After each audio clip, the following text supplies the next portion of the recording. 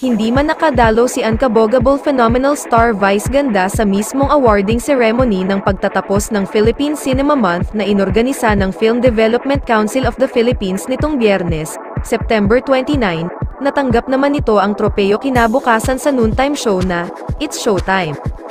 Doon ay nagbigay ito ng talumpati at nagbigay-pugay din sa isang taong naging malapit sa kanyang puso, ang yumaong box office director na si Wende Ramas, na nagdirect ng karamihan sa kanyang mga naunang pelikula at nagpaukit sa kanyang pangalan sa industriya.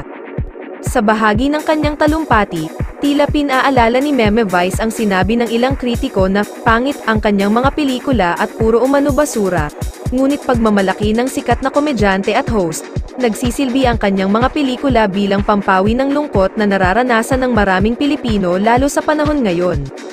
Maraming nagsasabi na ang papangit ng pelikula ko, ang babasura ng pelikula ko, pero ang pinagmamalaki ko, sa panahon na bagsak